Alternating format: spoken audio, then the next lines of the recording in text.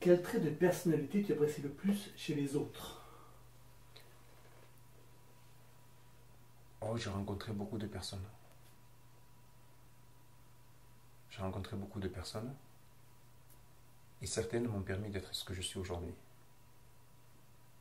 J'ai saisi les opportunités et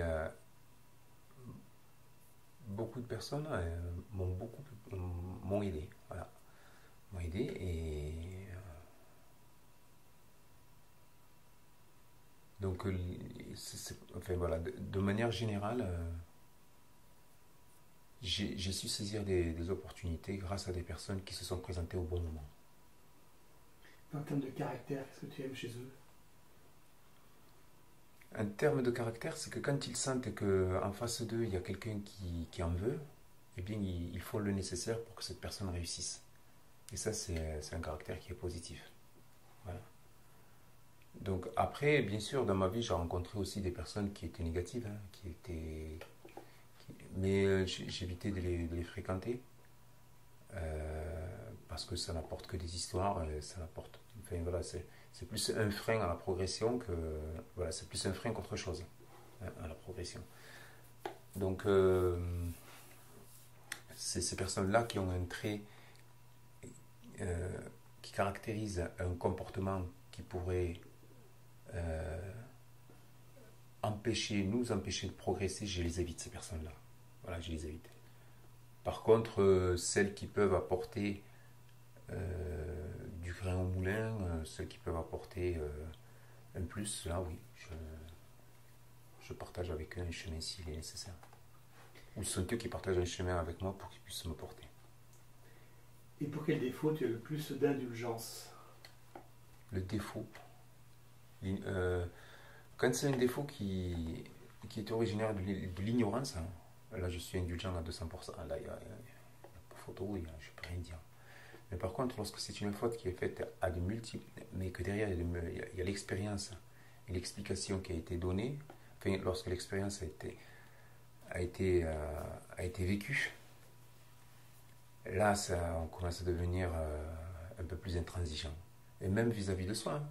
Moi, des fois, quand je me plante, je me dis, mais c'est pas possible, tu as déjà vécu 50 fois ce truc, et là tu refais la même erreur. Mais à quel moment tu vas comprendre qu'il ne faut pas agir comme ça? Donc, même avec moi-même, hein, et je suis intransigeant. Alors, on est plus sévère avec soi-même qu'avec les autres. Hein.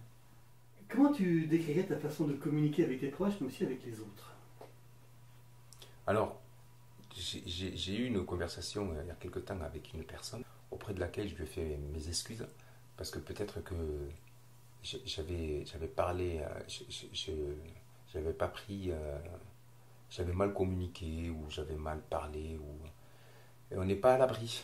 On n'est pas à l'abri. Il y a des moments où il y a des périodes. Enfin, moi, je ne me cherche pas d'excuses, mais il y a des moments où je communique mal. Il y a des moments où j'ai des sentiments. Et je ne m'en rends pas compte parce que c'est dommage. C'est l'esprit humain, je crois. On est hautain parfois. Alors, je ne sais pas si ça fait partie de l'homme en lui-même. Mais c'est bien de le reconnaître. Hein. Des fois, on est exécrable, des fois, on est con, quoi, entre guillemets.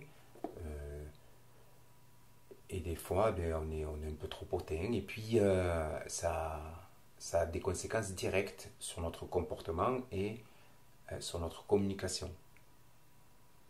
Et là, le plus difficile, c'est de s'en rendre compte. Et une fois qu'il y a juste ce prémisse, eh bien, c'est de savoir faire marche arrière, de raisonner et de se reposer et de faire une réflexion sur soi. Voilà. Et il faut savoir faire ses excuses et voilà, tout simplement. Alors, Plus particulièrement ta façon de communiquer. Là, tu viens de nous expliquer voilà, qu'on était des êtres humains et qu'on pouvait tous avoir ce genre de travers. Mais ta façon de communiquer avec tes proches, comment est-elle? tout dépend de ce qu'on a à dire. Quel est le message qu'on a à faire passer? Est-ce que le message est d'importance? Est-ce que le message euh, indique qu'il y a des barrières ou des frontières à ne pas franchir? Le message à passer, il peut être soutenu, il peut être familier, et il peut être aussi coléreux. Et là, dernièrement, un membre de ma famille, bon, famille éloignée, euh, où j'ai senti qu'il fallait, par exemple, recadrer euh, la situation. Mais ça prend du temps. Pourquoi ça prend du temps pour envoyer le message? Parce que il faut faire attention à ce que l'on va dire, il faut peser les mots, il faut être rigoureux et il faut rester poli. Et, euh, et tout ça, ben, ça ne se fait pas en un claquement de doigts. Ça prend une journée, ça prend 2 jours, ça prend 3 jours. C'est la réflexion. Voilà. Après, il y a le message direct ou à qui on s'adresse à nos enfants. Là aussi, il faut faire attention parce que de ne pas trop les blesser. Et des fois, il y a des choses que je ne dis pas parce que j'ai peur de blesser et j'ai peur que ça influe après sur l'avenir. Donc, voilà. Donc, le message, communiquer, il faut communiquer, mais il faut faire attention à ce que l'on dit. Et dernièrement aussi, j'ai discuté avec l'un des membres de ma famille un peu plus proche et il me disait, mais Aïssa, on m'a jamais parlé comme tu m'as parlé. Et je lui dis, ben, mais et il m'a dit, ce que tu me dis là, il aurait fallu que je l'entende. C'est des choses que j'ai pas entendues, mais qu'il aurait fallu que j'entende plus tôt dans ma vie. Mais c'est jamais trop tard. Et que c'était bien que je lui parle comme ça. Voilà. Donc, je pense que quand il y a des choses à dire, ben, parfois elles viennent spontanément. Et c'est vrai, tout dépend de qui, avec qui l'on s'adresse. Mais